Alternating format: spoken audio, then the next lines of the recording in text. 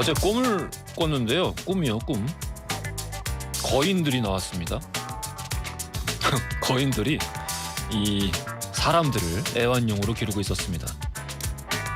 그런데 제 주인으로 생각되는 거인이 저한테 중성화 수술을 하겠다면서 다른 거인과 싸우고 있었습니다.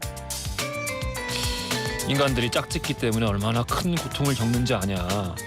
평생 동안 감정적으로 육체적으로 괴로워하고 서로에게 잘 보이려다가 큰 싸움을 벌이고 또 평소 온순하다가도 짝짓기 때문에 난폭해진다. 중성화를 하면은 관련된 질병도 예방할 수 있어서 훨씬 오래 살 수 있다. 뭘 알지도 못하면서 하라 마라 하느냐. 뭐 그런 내용이었습니다.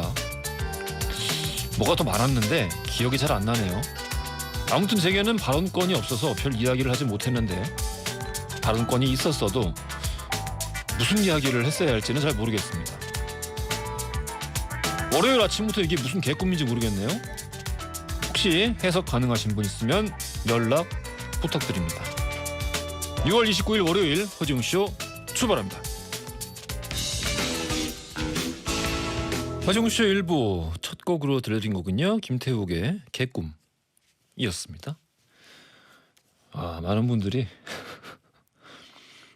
문자를 보내주고 계시는데, 야, 이렇게까지 이구동성으로 같은 이야기를 하는 경우는 처음 본 것 같습니다.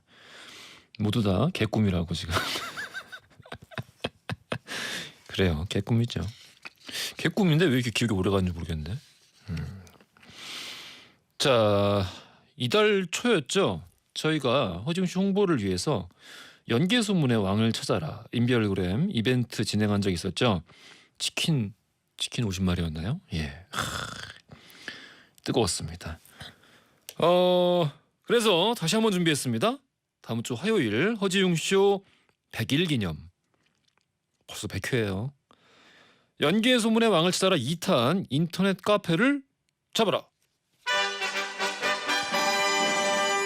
자, 얼마 전에 제작진이 인터넷 카페에 올려진 허지웅쇼 홍보글을 봤다는데 저도 이렇게 봤는데 참 감동적이었습니다. 이렇게 모니터링 해주시고 홍보도 해주시고 참 여러분들 덕에 이렇게 잘 꾸려가고 있습니다.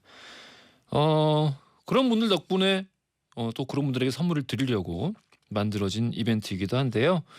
여러분이 참여하고 계시는 인터넷 카페들이 있을 거 아닙니까? 예, 거기에 저희 허지웅쇼를 널리 알려주시고요. 카페 이름과 게시물 내용이 보이도록 사진을 찍어서 캡처를 하라는 뜻이겠죠. 캡처를 해서 보내주시면은 가장 성의 있게 홍보를 해주신 한 분을 뽑아서 이번에는 피자 10판 드리도록 하겠습니다. 치킨에 이어서 피자 10판. 참여 방법 뭐 늘 같죠. 짧은 건 50원, 긴 건 100원이 드는 문자 샵 1035나 그래요. 이번에는 문자로만 받겠다고 하네요. 이렇게 문자로만 샵 1035로 보내주시면 됩니다. 1등 외에도 또 10분을 뽑아서요. 청소이사 전문 영국 크린에서 필터 샤워기, 또 문서 서식 사이트 예스품에서 문서 서식 이용권을 비롯한 다양한 선물 보내드리겠습니다. 이벤트 기간은 이번 주 금요일까지고요. 저희 방송 시간인 이번 왜 이렇게 제약 조건이 많아? 예, 문자로만 받고 우리 방송 시간인 11시부터 12시까지만 보내주신 거가 이제 해당이 되는 겁니다. 그때 사이에만 보내주세요. 당첨자 발표는요, 허지웅쇼 100회 100일인 다음 주 화요일에 하도록 하겠습니다. 얘기가 길어졌죠? 광고 듣고 오늘 월요일 신유진 허남몽의 무법지대 바로 만나보겠습니다.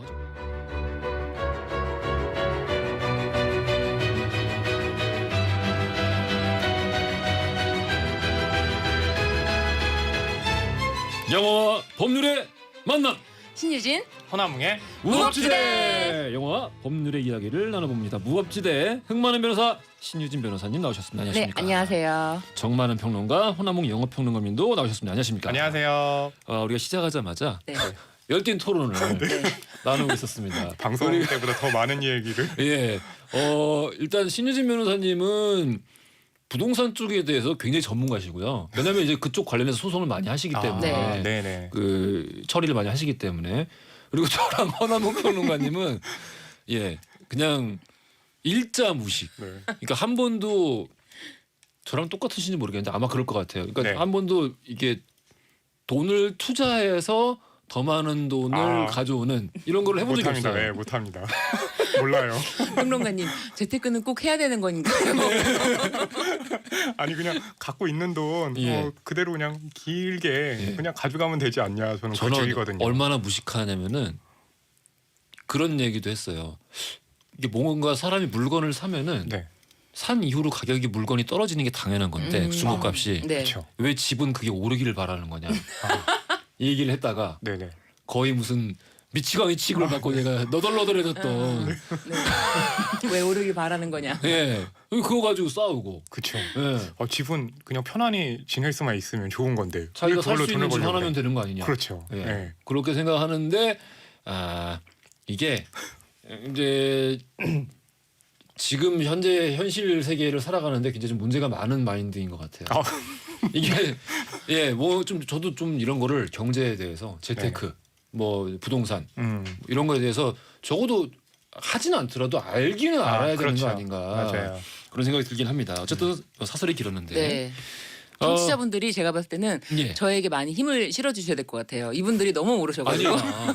우리는 그 변호사님이 알려 주시는 거에 대해서 반대하는 게 아니라 네. 그냥 일자 무식일 뿐이에요. 네네.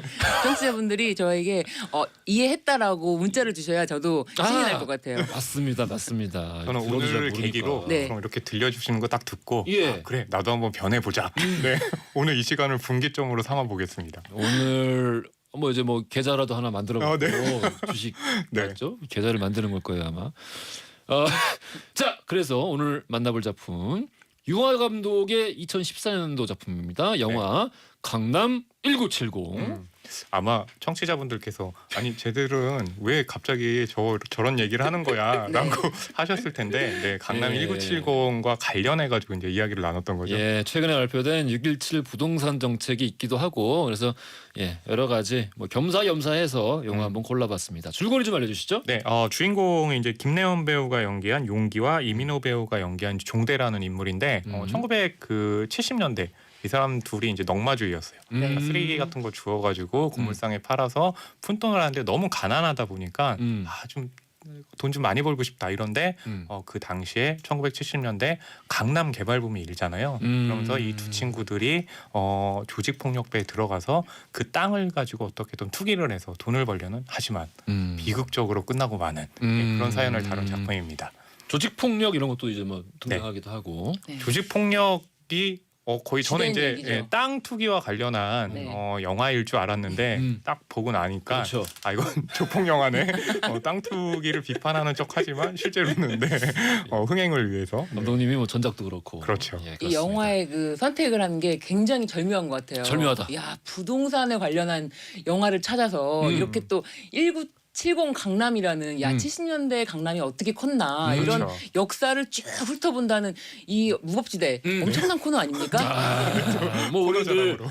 어떤 그 뿌리를 파지 않습니까? 예, 뭔가 주제가 나오면은 뿌리를 파는 방송. 자 이게 사실 네, 그렇게 오래된 영화는 아닌데. 그렇죠. 굉장히 오래된 것 같은 느낌이죠.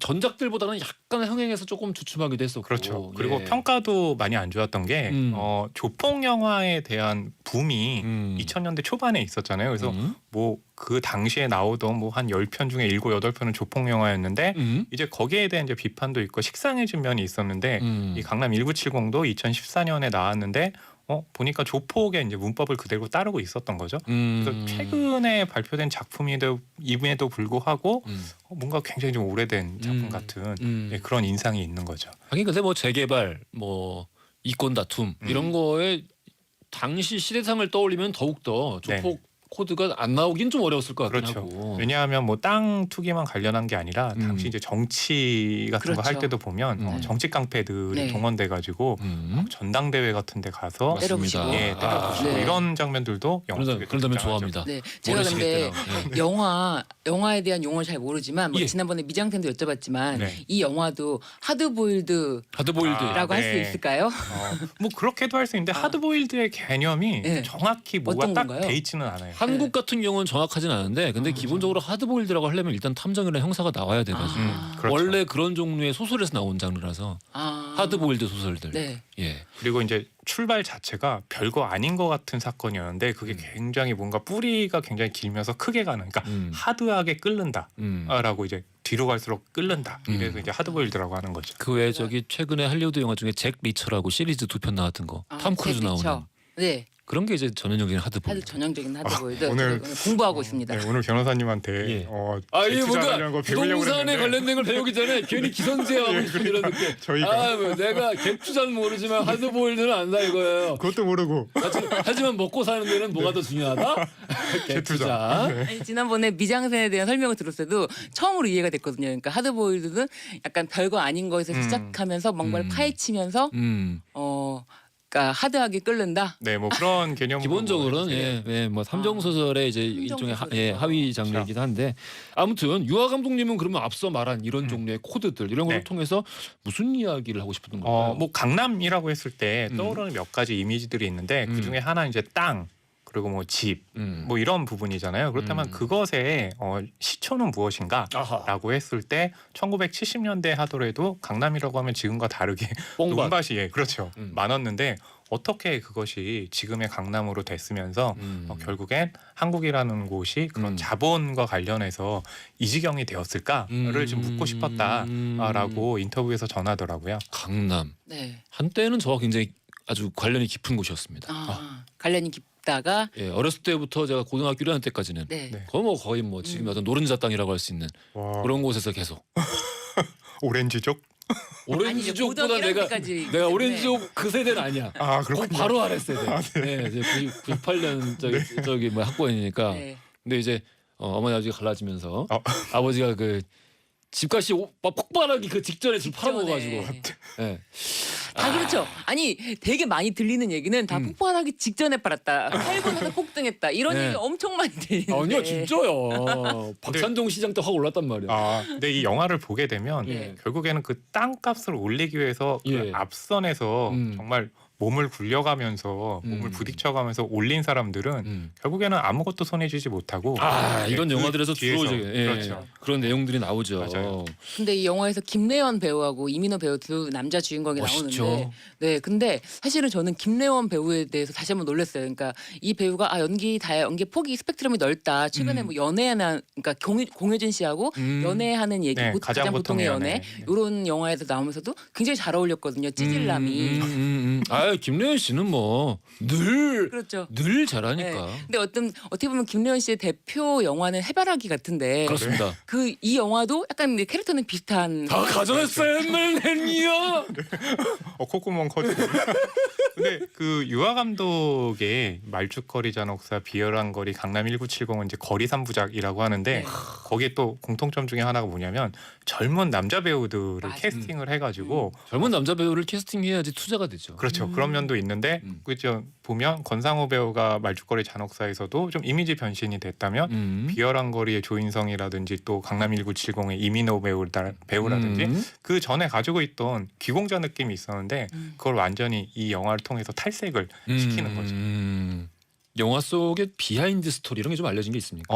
마지막에 보게 되면 무덤가 같은 데서 정말 그 패싸움 같이 장난 벌이는 아니에요. 장면이 있거든요. 예, 근데 그 장면을 위해 가지고 뭐 연인원이 150명이 넘고 또 그 10분 정도 안 되는 장면이잖아요. 일주일 넘도록 또 그렇게 촬영을 하고, 그러니까 가장 극적인 장면을 완성하기 위해서 했다고 하는데 결국 그 진흙에 있게 되면요, 사람들이 비 오는 날 다 양편이 서로 갈려서 싸우긴 하지만 진흙에 다 묻어버리면 누가 누군지 모르잖아요. 그러니까 결국에는 우리가 더 낫다라고 하지만 땅 투기와 관련해서는 다 모두가 똑같다라는 이제 그런 메시지를 전달하려고 그 장면을 그렇게 이제 완성을 했던 거죠. 어허. 진흙탕 싸움이라는 말에 정말 리얼을 보여주는 거예요. 그렇죠. 이게 진생 싸움이구나. 근데 장면 되게 완성도 있게 찍으려고 했던 노력들이 제가 영화를 잘 모르는 저로서도 뭔가 엄청난 화려한 액션이 막 보여지더라고요. 맞아요. 네.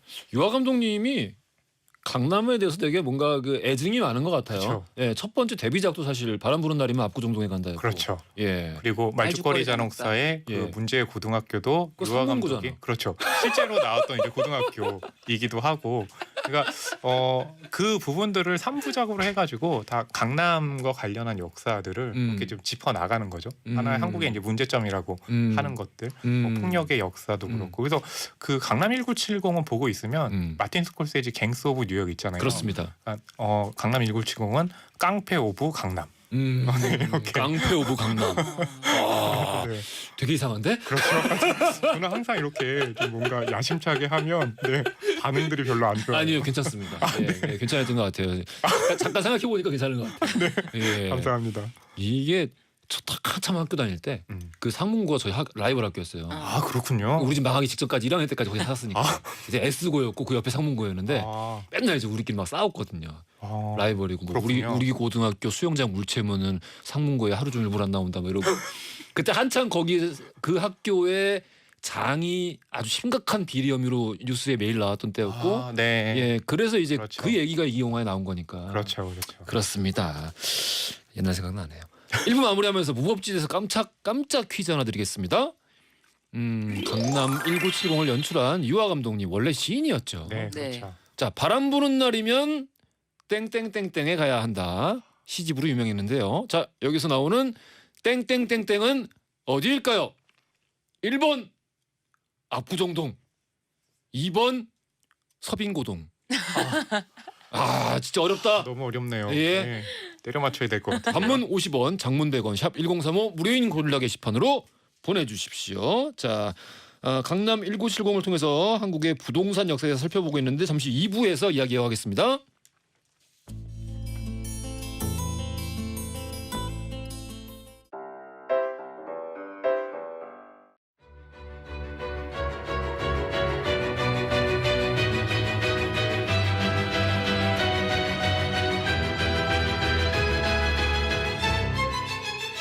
허지웅 씨 오늘은 영화 법률의 만남 신유진 허나몽의 무법지대로 함께하고 있습니다. 자 오늘은 영화 강남 1970 통해서 한국의 부동산 그 뭐랄까요 뭐 수식어가 적당한 게 없다. 왜냐하면 난 부동산을 모르니까 정말 알고 싶다. 그래서 오늘 정말 저랑 허나몽 평론가는 네. 오늘 지금부터 이제 경청 모드로 그렇죠.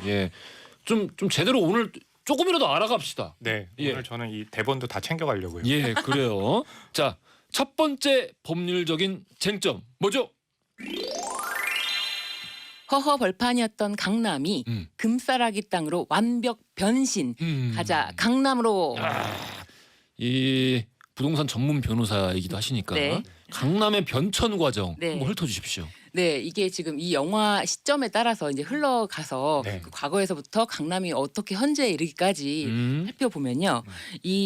사실은 이 강남이 개발이 이제 붐이 된 거는 70년대 본격화됐지만 67년도 이때부터 이제 개발 계획을 세우고 여기를 어떻게 개발을 해야겠다. 왜냐하면은 이미 그 전에는 강남은 아예 논밭이었고 사람이 아예 살질 않았기 때문에 강북의 인구가 너무 폭발하고 그리고 불법 점거가 너무 많고 무허가 건축물이 막 너무 난무하니까 도저히 이렇게는 안 되겠다. 그래서 강남에다가 그 아파트를 지어서 사람들을 살 수 있게 많은 주택을 공급하자. 근데 사실 지금도 이제 사람들이 살기가 너무 어렵다라고 하면은 아파트를 많이 짓고 주택을 공급하는 정책을 계속 내놓고 있거든요. 그래서 사실 이때도 똑같았어요. 그래서 지금은 없어졌는데 그 반포 주공 아파트 이게 1973년도에 그래요. 처음으로 들어옵니다. 그러니까 여기 있는 우리 나이 모두보다도 나이가 많은 선배네요. 네 아파트가 대단지가 들어오죠. 그리고 75년도 뭐 6년도에도 계속 반포주공 2차, 3차 이렇게 들어오고요. 그리고 주공 아파트는 들어왔는데 사람들이 이주를 안 해요. 왜냐하면 버스가 안 다니니까. 버스가 안 다니니까. 네. 그래서 교통수단이 전무하기 때문에 이주를 안 하니까 예. 이제 교통수단도 강남으로 내려보내요. 그래서 그래서 터미널을 75년도에 터미널도 이전하고요. 우리 집 앞에. 네. 우리 집 망하기 전까지 여기 살았다고. 그리고 그때 말씀하신 그 학교도 마찬가지입니다. 예. 그 학교도 다 강북에 있었고 강남에 학교가 없었거든요. 근데 이러니까 사람들이 안 사는 거예요. 왜냐면 학교를 강북으로 너무 멀게 가야 되기 때문에. 그래서 강북에 있던 학교들을 전부 다 강남으로 내려보냅니다. 그러니까 인프라를 옮겨버렸구나. 네. 그리고 사실은 시청도 강남으로 내려보내려고 했고 법원, 검찰청 모두 강남으로 내려보내려고 했는데 법원, 검찰청은 그로부터 한 10년 뒤에 80년대에 정말 이전이 됐고 예. 시청은 이전이 안 돼서 그러네요. 지금도 네. 시청이 이제 강북에 있는 것이고요. 야, 이런 얘기 들으면은 우리 심씨 뭐라고 네. 예 게임 있지 않습니까? 네, 야, 그렇죠. 정말 그 게임대로 가네요. 신도시. 인프라를 지으면은 사람들이 거기 이제 이주를 하게 되는. 근데 그 지금 이제 정책을 펼친다고 했잖아요. 네. 근데 그 정책 위반자들도 있지만 또 그 정보를 흘리면 또 그것을 딱 보고 눈 밝은 사람들은 아 그럼 저기에다가 깃발을 꽂아야 되겠다라고 아하. 생각하는 맞아요. 사람들이 있잖아요. 그래서 강남 1970. 화앤더웨이의 톰 크루즈처럼. 그렇죠. 네. 강남 1970에도 보게 되면 김지수 배우가 연기한 민마담이라는 사람이 이제 그 땅들을 살려고 작전을 펼쳐요. 그러니까 이제 폭력배들을 동원해서 작전을 펼치는데 그래서 한 평당 3,000원씩 그랬더니 아 이거 너무 싸다고 8,000원을 올려야 된다고 이러면서 그 땅을 사는 거죠. 뭐 도곡당 땅이라든지 그러면서 이제 후에 여기에 엄청나게 궁전 아람브라 같은 그런 건물이 이제 들어설 거다. 그런 분이 예. 복부인인가요? 네네 그렇죠. 근데 그 영화에서 그게 되게 신기한 게 그 과거의 영화를 만들고 있지만 현재 뭐가 지어진지 우리는 다 알고 있잖아요. 그렇죠. 타워 땡린 그게 맞아요. 그 예. 건물이 거기 있잖아요. 예. 그렇기 때문에 지금 허나운 평론가가 말한 게 여기 아람브라 같은 궁전이 생길 것이다. 이 도곡동에 그런 얘기를 하면서 그 땅을 비싸게 파는 거죠. 네. 뭐 영화가 그래서 그런 면에서 부자는 재미가 되지 뭐. 있더라고요. 예. 그래서 사실은 그 70년대 뭐 학교뿐만 아니라 이 강남이 이제 개발되게 되는 가장 큰 이유가 사실 2호선이 먼저 생겨요. 그러니까 아까 말씀드렸던 그 터미널과 마찬가지로 지하철 2호선이. 네, 지하철 2호선이 생기면서 그래, 사실 맞아요. 강남이 완전 허벌판이었기 때문에 영동이라는 말이 그 영등포의 이제 동쪽이라고 그래가지고 영동 예. 개발이 이제 들어갔던 거죠. 네, 그나마 네 맞아요. 예. 그나마 사실은 강남 쪽에는 사람들이 살았던 부분이 영등포에만 좀 살았던 거예요. 그렇죠. 그 전에는 그 70년대 그 초반에는 그래서 그 사람이 사는 지역을 중심으로 해서 강남이란 곳은 그냥 영등포의 동쪽일 뿐이지 맞아요. 논밭 있는 지역이니까 그래서 강남구라는 것도 없었고요. 성동구에 편입되어 있었다가 강남구로 독립해서 나온 것도 70년대입니다. 네. 70년대 이야기. 강남구 자체가 그렇게 됐어요. 그러니까 이제 이 영화 제목도 강남 1970이라고 해가지고 그 연도를 이제 70년대로 박아 넣은 거죠. 됐어요. 이제 역사는 역사가 네. 여기까지. 역사 관심 없어. 네. 나는 오늘 부동산에 대해서 조금이라도 알아갈 거야. 자, 두 번째 쟁점 알아주시죠. 영화 속 남서울 개발 계획, 서울 수도 지역을 강북에서 한강 이남으로 확대. 이제 드디어 이제 좀 본격적인 이야기가 나오기 시작합니다. 네, 이 영화 관련해서 이제 네. 6.17 부동산 대책 이거를 이제 관련을 살펴보려고 하는데요. 제가 아까 이제 영화 시작하기 전에 그 갭 투자에 대해서 이제 평론가님이랑 좀 얘기를 하니까 예. 평론가님이 아까 저한테 뭐라고 물으셨죠? 갭 투자가 뭐예요? 그러면서 이 영화에도 그런 게 나오나요? 라고 했는데 이제 그게 뭐냐면 네. 영화 속에서 보게 되면 정부에 있던 사람이 그래 강남을 좀 개발해서 뭐 좀 돈 좀 벌어야 되겠다라고 하면서 밑에 있는 두 의원을 좀 경쟁을 붙여요. 그래서 그 두 의원이 또 폭력배들을 껴가지고 서로 더 많은 돈을 벌기 위해서 뺏고 뺏는 게임을 하는데 그 과정이 이제 전문 용어로 하자면 갭 투자. 그 옛날부터 있었던 거네요. 그러면은. 옛날부터 있었다고 볼 수 있죠. 갭 이거 투자라는 되게 게 어떤 원시적인 형태로서. 사실은 시세 차익을 노리는 투기 행위를 말하는 건데 지금 이제 갭 투자라고 함은 흔히 이제 갭 투자라고 함은 전세를 끼고 약간 천천히. 네 전세를 끼고. 전세가 들어있는 예. 아파트를 사는 겁니다. 예. 그러니까 전세를 안고 그 집을 산다. 그 집에 전세로 누가 살고 있는 거죠. 네, 누가 살고 있는 집이에요. 그래서 내가 그 집 주인이 되지만 예. 사실 그 전세 보증금을 물어주고 나가라고 한 다음에 들어가서 살 돈은 없어요. 그 전세금과 전세 보증금과 그 집의 차익 그 돈만 있는 거예요. 돈이 그래요. 많지 않은 소유자죠. 그래요. 그래서 그 돈을 주고 사실은 그 전세 보증금에 대해서는 그 집값에 이미 포함되어 있으니까 안고 사는 거니까 그 집을 싸게 삽니다. 그리고 그 차익도 사실은 일부 주택 담보 대출을 통해서 예. 받는 거예요. 자기 돈을 는 최소화 거의 안 들어가는. 그렇죠. 자기 돈은 최소화하고 그 집을 사는 거예요. 그러면 전세 들어가 있는 분이 빼달라 그러면요? 다른 전세 입자를 구해야죠. 그런 식으로 그냥 돌려먹는 거예요? 일단은 그렇죠. 어. 그리고 이 사람도 자기도 집에 어디 살아야 되잖아요. 예. 돈이 별로 없는 사람이라고 그랬잖아요. 그렇기 때문에 자기가 살 집을 구할 때는 전세 자금 대출을 받아요. 그래서 돈이 진짜 없는 전세 자금 대출을 받아서 전세 입자로 살면서 다른 집의 소유권도 그 담보 대출을 받고 그 전세 전세를 끼고 예. 그 집을 사는 거예요. 그런데 그 집을 언제 파냐면 그 집이 시세가 막 올라요. 막 오르면은 그 차익이 사실 이 사람도 어떤 이자의 부담이 있잖아요. 예, 그럼에도 예. 불구하고 그 이자의 부담을 차고도 넘칠 만큼 집값이 오르면 그때 팝니다. 그러면 집값이 오르기만을 기다릴 거 아니에요. 네. 그렇기 때문에 많은 사람들이 다 그런 식으로 굉장히 소액의 자본으로 예. 집을 사들인 다음에 집값이 오르면 다 파는 거예요. 잠깐 그럼 이게 사회 문제가 되는 가장 큰 이유는 방금 말씀하신 그 이유 때문인 건가요? 이렇게 집값을 올리는 견인차 역할을 하는 거죠. 그러니까 이 자금이 있는 사람들은 모든 대출을 끌어다가 집을 소유하는 데만 투자를 하고 그리고 자신도 전세자금 대출을 받고 있는데 사실 이 617 부동산 대책으로 인해서 더 이상 이 방법으로는 집을 살 수가 없게 됐어요. 갭 투자로는. 네, 이렇게 최소한 자신이 전세자금 대출을 받을 정도라면 그 정도로 돈이 없다면 집을 못 사는 거예요. 그러니까 이제는 실소유자, 내가 그 집에 들어가서 살 집만 사라. 그러니까 사실 한 사람이 집을 하나만 소유한다면 이렇게 부동산 문제가 심각해지지가 않는데 그렇겠죠. 그 한 사람이 자기도 대출을 받아서 집을 여러 채 소유하는 거예요. 그래서 집값이 오르기를 기다리고 계속 집값이 오르게 베팅을 하는 거죠. 계속 높은 집값에 집을 내놓는 거죠. 자기는 어차피 그래야지 또 수익이 남으니까. 집을 왜 여러 개 갖는 거지? 그러게요. 아 나 너무 바보 같나 오늘? 근데 그렇게 대책이라는 것들이 굉장히 자주 나오잖아요. 네. 그럼에도 예. 불구하고 집값을 못 잡는 건 결국엔 대책이 나올 때마다 다른 방식의 이제 뭐 꼼수들이 계속해서 등장을 하는 건가요? 아니 뭐 그거 더해서 좀 여쭤볼게요. 네. 볼게요. 네. 나 왜 이렇게 자꾸 부동산 얘기하니까 더 듣게 되지? 네. 이게 정책이 말씀하신 대로 네. 계속 여러 개 나왔었지만 계속 안 잡히는 이유가 네. 정권과 무관하게 어느 정권이든지 어쨌든 다 기본적으로 서울 사시는 분들이고 그렇죠. 이 구성하고 있는 모든 정치인들이 네. 그리고 이 집을 꽤 상당수가 두 채 이상 가지고 계신 분들이고 네. 그러니까 안 잡히는 거 아닌가요? 네, 맞아요. 그렇기도 하고 예. 집을 두 채 이상 가지고 계신 분들이 더 집을 소유하는 것도 문제지만 예. 이렇게 현재 내가 실소유자, 내가 실거주자가 아님에도 불구하고 남들이 다 그렇게 사니까 나도 형편이 어렵지만 나도 대출을 받아서 집을 다 사야겠다라고 하는 사람들이 늘어나기 때문에 실제로 내가 들어가서 살고 싶은 사람 있잖아요. 예. 실소유자들이 살 수 있는 집이 없어지는 거예요. 그리고 이 사람들이 또 자금 마련을 위해서 전세값을 또 올려요. 그렇지. 네. 아. 난 이제 자금이 좀 딸리니까 이 전세금을 또 올려요. 그렇기 때문에 올리고 그리고 말씀하신 것처럼 지금 시장은 언제나 그 빈틈을 활용해서 네. 비집고 들어가려는 특색이 있기 때문에 시장이 언제나 이긴다라고 하지만 정책이 자꾸 세지는 거는 그럼에도 불구하고 제발 이 부동산, 이 특히 아파트 투기, 그러니까 아파트를 들어가서 살려고 하는 사람들은 살 수 있대. 투기 목적으로 여러 채를 소유하는 사람에 대해서 그리고 정말 형편이 어려움에도 불구하고 지금 금리가 매우 쌉니다.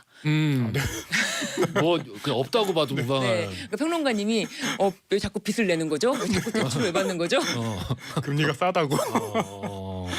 그래서 금리가 정말 싸기 때문에 예. 이 집값이 오르는 것을 상쇄하고도 남을 이익을 얻을 것이다. 것이다라는 어떤 예상. 투기 심리 그런 거를 이용해서 이제 대출을 받아서 집을 자꾸 사니까 이제는 그렇게 무리하게 대출을 받아서 집을 소유하는 건 안 되고 오로지 실소유자만 집을 살 수 있게 이런 식의 이제 규제를 하는 거죠. 그러니까 전세를 끼고 집을 샀으면은 실거주 의무가 생기는 거죠. 네. 6개월 후에는 그 집에 들어가서 살아야 돼요.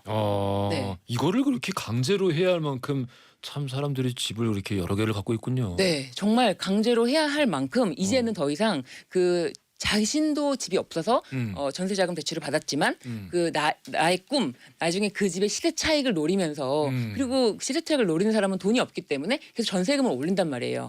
그러면은 서울에서 꼭 집을 살 필요는 없지만 전세자로만 나는 전세입자로만 있고 싶은 사람들도 집을 살 수밖에 없게 돼요.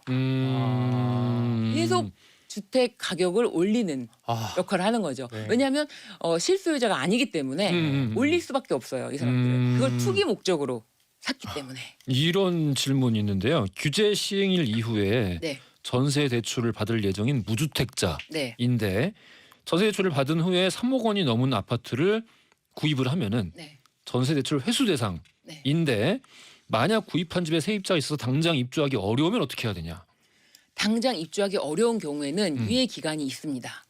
근데 그 유예 기간이라는 것도 내 대출 그 기간이 만료 대출금에 대한 대출 그 만기일이 먼저 오거나 네네. 아니면은 그 전세입자가 나간 날이 먼저 오거나 그 또 빠른 날짜 기준으로 돈을 갚거나 아니면은 전세입자가 나가거나 그래서 내가 그 집에 들어가 살아야 되거나 그러니까 그 어떤 집을 산다면 이제 6.17 대책 이후로는 어떤 집을 산다면 내가 당장은 그 집에 세입자가 있어서 못 들어간다 하더라도 네. 그 집의 그 총액에 대해서 마련할 수 있는 돈을 갖고 있어야지만 그 집을 살 수 있다. 라는 일단 거예요. 다 갖고 있어야 되네요. 사실은. 돈을. 네. 네, 그래서 자금을. 이게 예전에는 그 주택 자금 계획서라는 걸 실제로 제출하기도 했지만 이것에 대해서 꼼꼼하게 보진 않았어요. 그런데 이제는 주택 자금 대출이라는 것이 다른 대출을 통해서 막았다면 그 돈을 여기다가 투입했다면 그 대출이 바로 즉시 회수가 돼요. 그렇기 때문에 이 사람은 어떤 주택 자금 계획에 대해서 명확하게 입증을 해야 되는 거거든요. 네. 이야기를 들을수록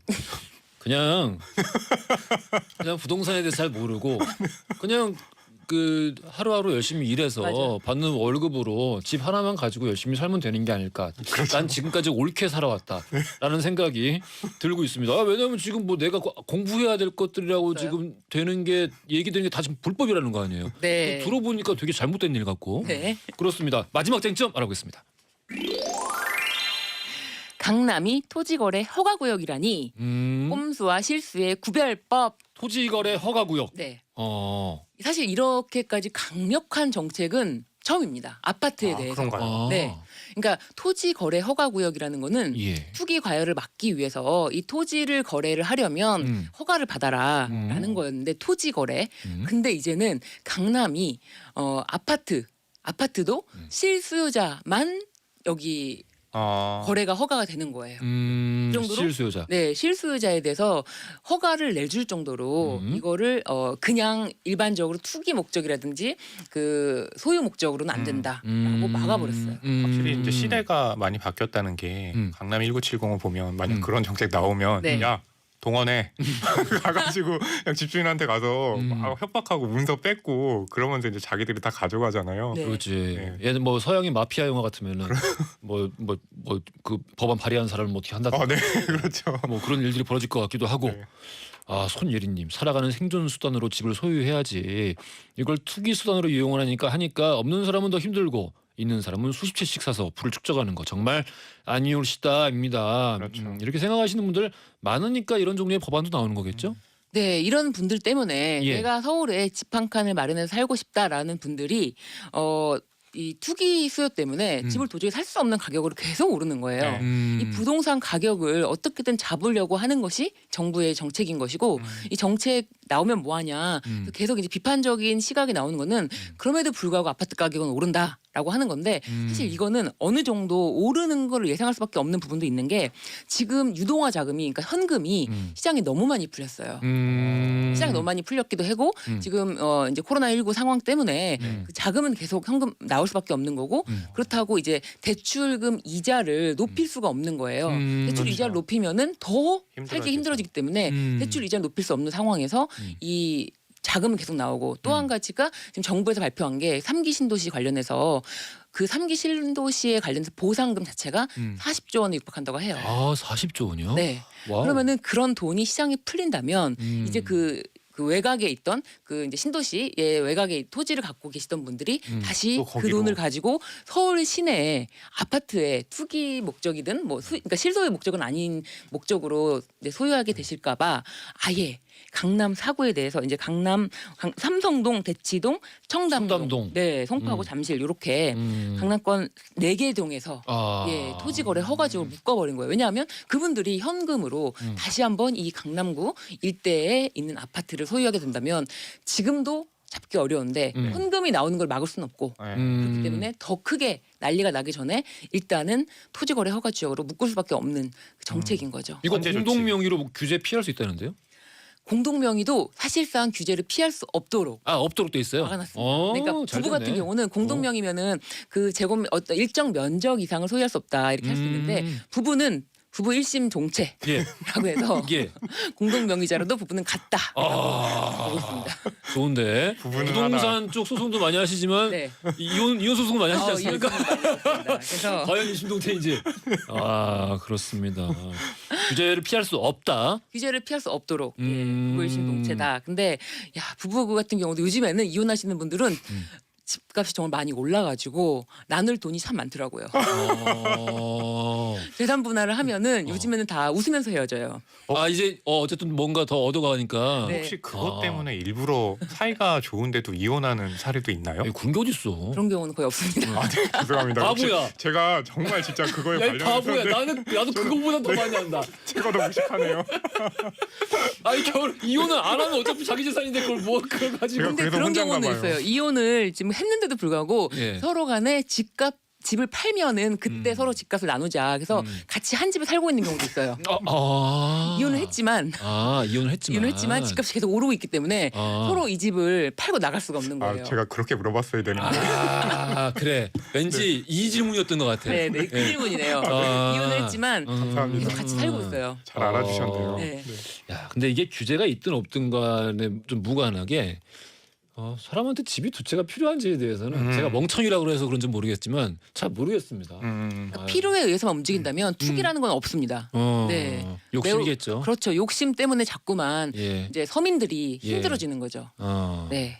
특히 한국에서는 이제 집을 가져야지 돈을 벌 수 있잖아라는 생각이 너무 강하다 보니까 그런 불로소득을 네. 원하는 사람들이 많고 그러다 보니까 투기로 또 많이 이루어지는 것 같네요. 네. 그래서 사람들이 어찌됐든 한 번 인생 역전, 그러니까 계급을 한 번 좀 네. 올리고 싶다라고 하기 위해서 현실적으로 이거를 실현하기 위한 가장 유일한 방법으로 부동산을 떠올리는 것도 이해가 가능하긴 한데 네. 그러니까 사회 지도자층들마저도 이렇게 부동산 투기에 막 건물 여러 개 세우고 그렇죠. 연예인들도 마찬가지고 이런 거 보면은 좀 답답하다는 생각이 들기도 하고요. 자 그렇습니다. 아까 퀴즈 드렸었죠. 바람 부는 날이면 압구정동이냐 서빙고동이냐. 자, 정답은 어렵네요. 1번 압구정동이었고요. 자, 정답자 명단 홈페이지에서 확인해 주시길 바라겠습니다. 오늘도 알찬 시간 유아 감독님의 2014년도 작품 강남 1970을 통해서 우리 부동산 정책에 대해서 네. 알아봤습니다. 오늘 말씀 감사합니다. 네, 감사합니다. 감사합니다. 신유진 변호사, 허남몽 영화평론가였습니다. 자, 내일 화요일 과학 코너 여름철 불청객이죠. 모기에 대해서 알아볼 겁니다. 내일 기대 많이 해주시고요. 끝곡으로는 골든차일드의 원 준비했습니다. 이 곡 들으시면서 저는 내일 아침 11시에 다시 찾아뵙겠습니다. 지금까지 허짐이었습니다. 없었어 어디에도 넌 없었어